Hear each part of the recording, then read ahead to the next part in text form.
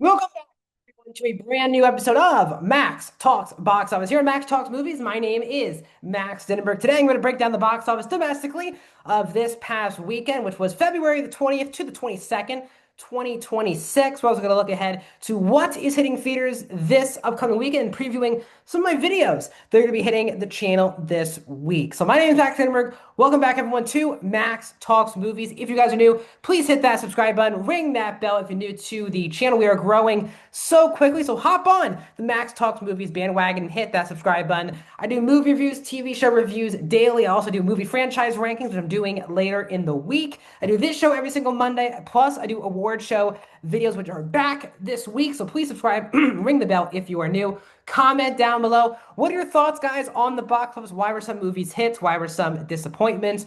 Are you going to see a movie this weekend in theaters? What will it be? And if you went to the movies this past week, what did you see? And how was your movie theater experience? And also, guys, please hit that thumbs up button. So let's get into it, guys. Again, guys, with the box office of this past weekend. Also, as I said, beginning sometime in March, I'm going to go back to breaking down the worldwide and domestic numbers for 2026.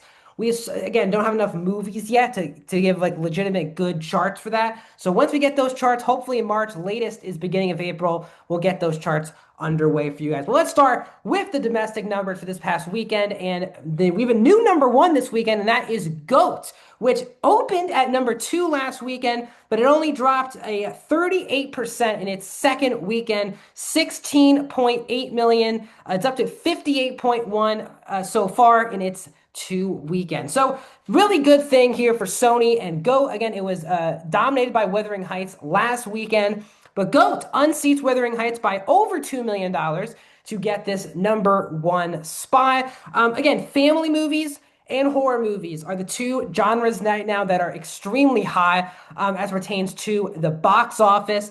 Not that GOAT is this unbelievable billion-dollar success or even $500 million success, but animated movies are doing well. Again, now we're getting into some snow season, so that obviously won't help things for the upcoming box office for this weekend. But GOAT did very well right before the snowstorms hit the East Coast. The movie is already up to $102 million worldwide.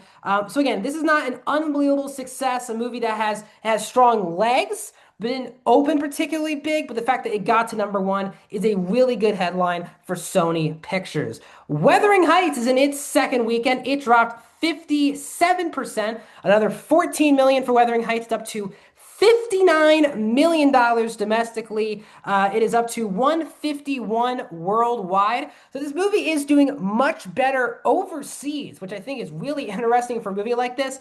The movie's made 59 million domestic, $91 million worldwide, which is a big drastic difference. So very interesting thing. I can't really explain it to you guys because again, this movie came out for Valentine's Day, which is only an American holiday, if I'm not mistaken. Correct me if I'm wrong, guys, in the comments. But it's seemingly based on what I've seen on my research I did for this video. Most countries don't have like a Valentine's Day weekend holiday. So the fact that Wuthering Heights is seemingly made for that reason.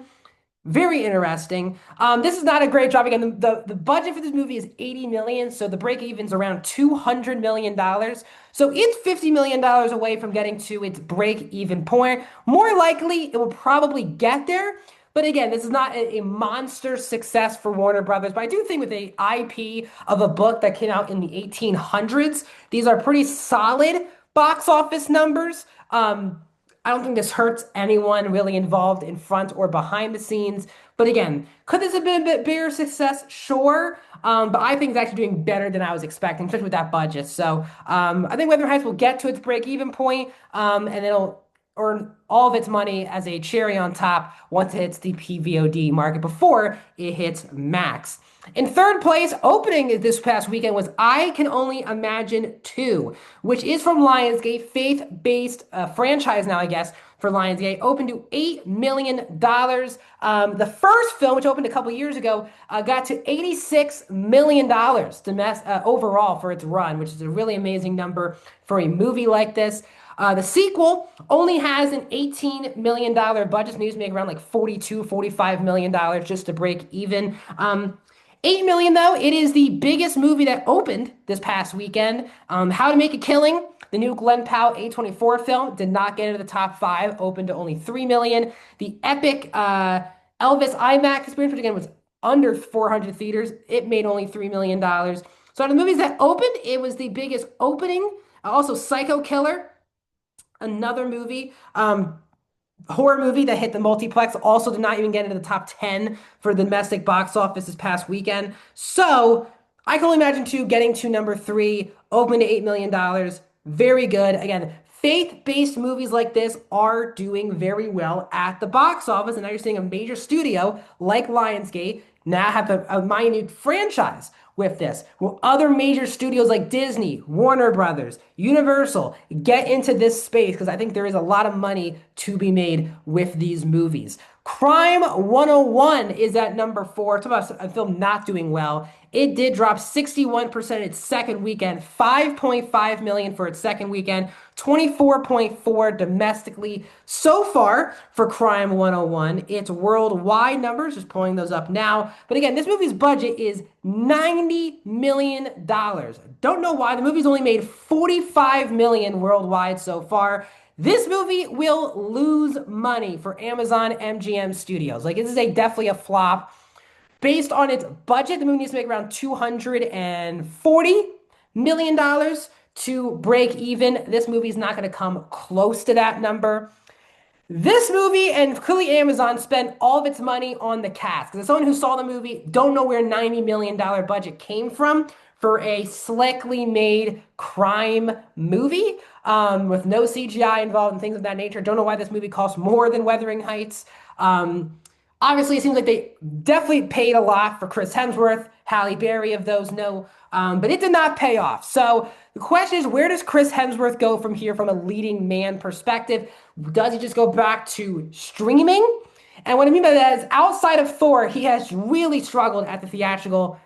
He's done very well on streaming with his Extraction movies, but will Chris Hemsworth ever be a box office draw outside of Thor?